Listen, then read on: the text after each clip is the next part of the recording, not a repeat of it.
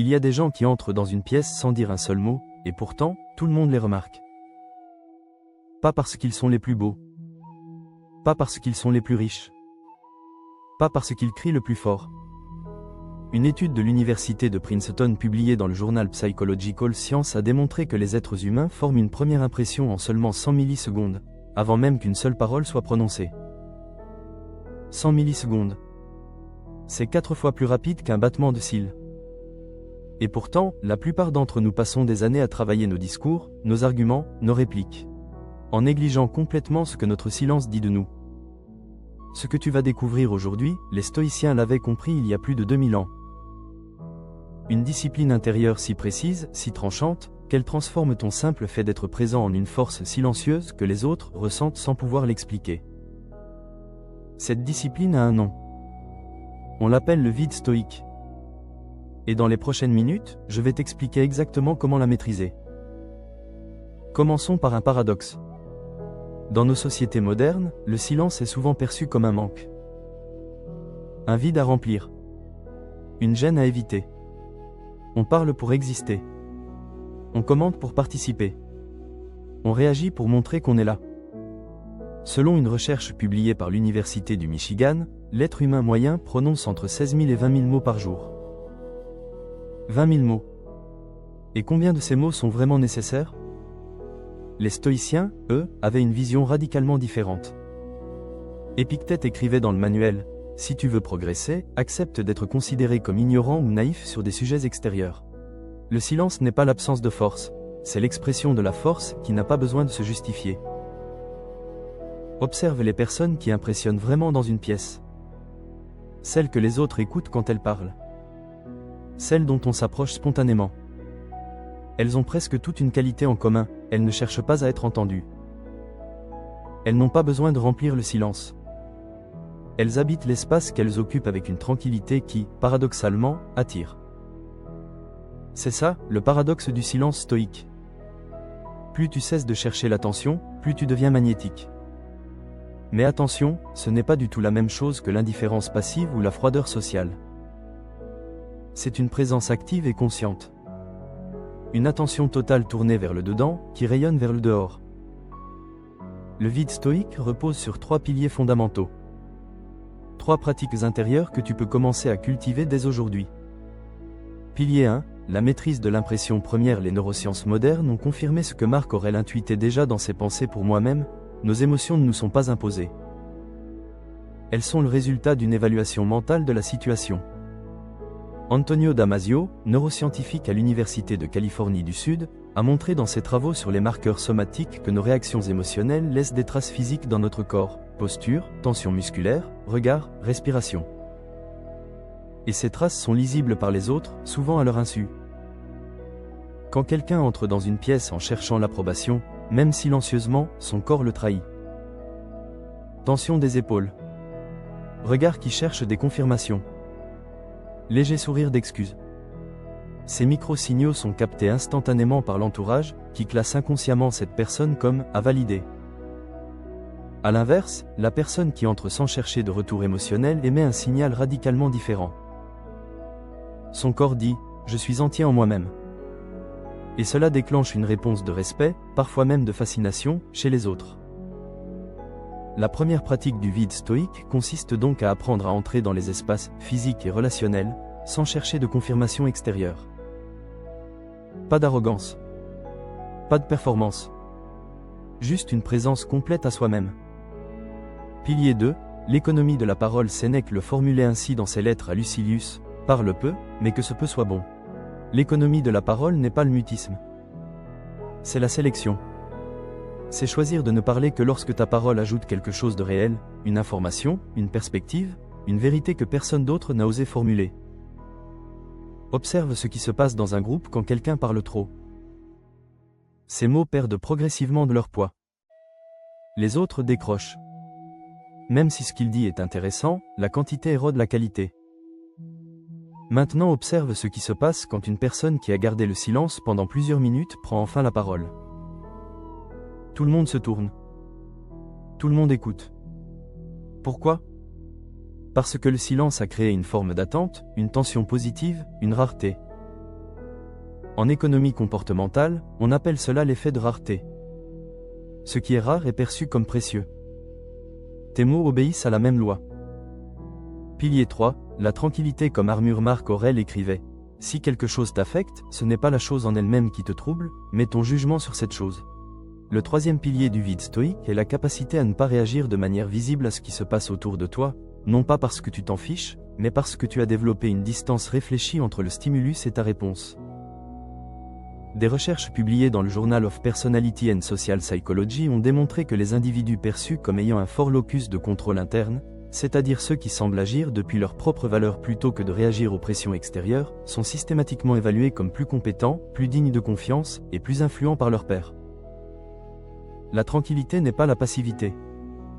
C'est la preuve visible d'un ancrage intérieur que les autres ressentent comme une force de gravité. Jusqu'ici, nous avons parlé de l'intérieur. Maintenant parlons de ce que l'extérieur révèle. Albert Mehrabian, professeur émérite à l'UCLA, a publié dès 1967 des recherches devenues références sur la communication non verbale. Selon ses travaux, dans une interaction émotionnelle, seulement 7% du message passe par les mots. 38% passe par la voix. Et 55% passe par le corps. 55% de ce que tu communiques ne sort jamais de ta bouche. Le corps stoïque a des caractéristiques très précises. Ce ne sont pas des techniques apprises mécaniquement, elles émergent naturellement quand le travail intérieur est fait. Mais les connaître peut accélérer le processus. Le regard stoïque ne cherche pas l'approbation. Il observe. Il y a une différence subtile mais fondamentale entre regarder quelqu'un pour obtenir quelque chose, une confirmation, un sourire, un signe d'accord, et regarder quelqu'un avec une attention pleine et désintéressée. Les personnes naturellement magnétiques ont souvent un regard stable, curieux, non anxieux. Elles peuvent soutenir un silence visuel sans le remplir nerveusement. Ce regard dit « je suis là », pleinement, sans rien te demander. La posture stoïque est une posture enracinée. Pas rigide. Pas performative. Simplement ancrée. Les épaules naturellement en arrière, non pas par effort, mais par absence de tension défensive. La tête droite. Les pieds stables sur le sol. Des études en psychologie sociale, notamment les travaux d'Amy Cuddy sur les postures de pouvoir, ont montré que notre posture influence non seulement la perception que les autres ont de nous, mais aussi notre propre état intérieur. Le corps et l'esprit communiquent dans les deux sens. Le mouvement, les personnes respectées se déplacent lentement. Pas lentement comme si elles étaient fatiguées, lentement comme si elles avaient tout le temps du monde. Parce qu'intérieurement, elles n'ont pas besoin de courir après quoi que ce soit. Cette lenteur délibérée est l'une des formes d'expression les plus puissantes de la sécurité intérieure. Elle dit sans mots, je ne suis pas en train de fuir, de chercher, d'éviter. Je suis. Je dois te prévenir de quelque chose d'important. Quand tu commences à pratiquer le vide stoïque, à parler moins, à chercher moins l'approbation, à rester stable face à ce qui devrait te faire réagir, certaines personnes vont être dérangées. Parfois même irritées. Pourquoi ? Parce que les dynamiques sociales sont des systèmes d'équilibre. Quand tu changes de fréquence, tu crées un déséquilibre. Et ce déséquilibre révèle quelque chose d'intéressant sur ceux qui réagissent. Les personnes qui s'appuient sur ta réactivité pour se définir, celles qui ont besoin que tu valides leurs opinions, que tu réagisses à leurs provocations, que tu entres dans leurs conflits, ces personnes vont percevoir ton silence comme une menace. Pas parce que tu les attaques, mais parce que ton calme les prive d'un miroir émotionnel sur lequel elles comptaient. L'homme qui ne peut être provoqué est celui que personne ne peut contrôler. Épictète enseignait que la liberté véritable commence par le refus de se laisser définir par le regard d'autrui. Non par mépris des autres, mais par respect de soi-même. Et voici ce qui se passe systématiquement, les personnes qui cherchaient à te déstabiliser finissent par se calmer ou par s'éloigner. Et celles qui restent, celles qui continuent à chercher ta présence, commencent à te regarder différemment. Non plus comme quelqu'un à manipuler ou à impressionner, mais comme quelqu'un à respecter. C'est ça, le vrai mécanisme du respect. Il ne vient pas de ce que tu dis. Il vient de ce que les autres comprennent, inconsciemment, que tu n'as pas besoin de leur validation pour exister. Si ce que tu viens d'entendre résonne en toi, si tu sens que tu n'as pas encore exploité tout le potentiel du silence qui est en toi, alors abonne-toi à l'atelier du calme. Chaque semaine, une vidéo pour aller plus loin dans cette pratique. Stoïcisme, psychologie, neurosciences, sans jargon, sans performance. Juste des outils concrets pour construire une force intérieure réelle. Et si tu veux aller encore plus loin dès maintenant, la vidéo sur la kryptonite des narcissiques t'attend juste avant celle-ci. Elle est directement liée à ce dont on parle aujourd'hui. Assez de théorie. Voici les 3 exercices pratiques que tu peux commencer cette semaine pour intégrer le vide stoïque dans ta vie réelle. Exercice 1. La pause de 3 secondes avant chaque réponse. Que ce soit dans une conversation, un message, une réunion, impose-toi une pause de 3 secondes. Pas plus. Juste 3 secondes de silence intérieur. Pendant ces 3 secondes, pose-toi une seule question. Est-ce ce que je réponds parce que j'ai quelque chose de vrai à ajouter, ou parce que j'ai peur du silence ? Pratiquer régulièrement, cet exercice transforme profondément la qualité de tes interventions, et la perception que les autres ont de toi. Exercice 2. La journée d'observation une fois par semaine. Choisis une interaction sociale, réunion de travail, dîner en famille, sortie entre amis, et fixe-toi un objectif. Parler 2 fois moins que d'habitude. Pas pour être froid ou distant. Pour observer. Observe ce qui se passe quand tu n'occupes pas tout l'espace. Observe qui remplit le vide que tu laisses. Observe comment les gens te regardent différemment quand ils réalisent que tu les écoutes vraiment. Les praticiens du stoïcisme appellent cela la prosoché, l'attention à soi-même dans le flux de la vie quotidienne. Exercice 3. L'ancrage physique chaque matin, avant de commencer ta journée, prends 2 minutes debout, pieds nus sur le sol si possible. Respire lentement. Sens le poids de ton corps. Sens le contact de tes pieds avec le sol. Cet exercice simple active ce que les neuroscientifiques appellent la conscience interoceptive, la capacité à percevoir les signaux internes du corps. Des recherches publiées dans Frontiers in Psychology ont montré que cette capacité est directement corrélée à la stabilité émotionnelle et à la régulation du stress. Un corps ancré produit une présence ancrée. Et une présence ancrée est perçue par les autres comme une forme de solidité rare, presque magnétique.